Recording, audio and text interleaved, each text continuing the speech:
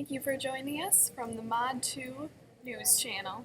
Here today we have Aldous Huxley having an interview on himself as a writer and Brave New World.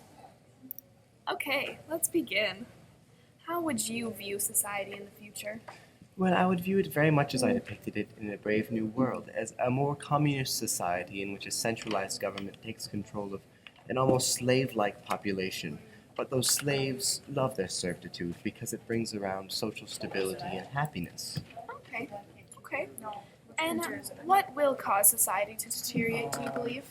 I think several factors. For one, propaganda. As we saw with Hitler in World War II, it's extremely effective in influencing people and almost brainwashing them. Also, overpopulation may force the centralized government to intervene when social unrest increases, as well as over-organization, because as technology is increasing at a faster and faster rate, we're required to organize to the point of over-organization, and that could bleed over into not only technology, but also into the social structure. And one more factor is technology increasing at a faster rate than our understanding, which could lead to individuals, corrupt individuals, using technology for the wrong means. Okay. And what are the dangers of advertising? As I've said, propaganda, it was effective in World War II in influencing people, and it has always been effective.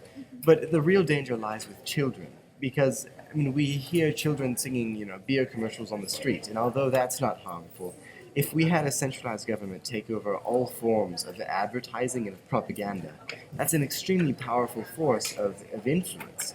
And so you could, brainwash them to believe anything, an entire new generation that just now blindly follows one particular force.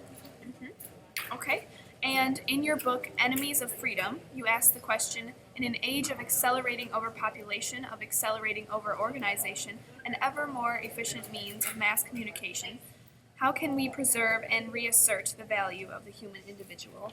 I think mainly by stressing the importance of individuality, not only on a personal, but on a genetic basis in education. If people recognize that individuals are the foundation of a whole, and the whole is not more important than the individual, they will keep their sense of individuality. Okay. And would you say freedom is necessary? Definitely, I'd say, personally, I believe it is. If not just because society can be productive without individuality and freedom, in that it can create a lot of goods. But the creative life of human nature can't survive unless people are allowed to express their freedom. Okay. And how can we prevent a Brave New World? As I've said, a Brave New World is caused by a stronger centralized government. And so by decentralizing government into smaller units so that each member of the electorate has a more powerful vote, I think that could prevent a Brave New World. Okay. Thank you very much, Aldous. You're welcome. Okay. Thank you for tuning in.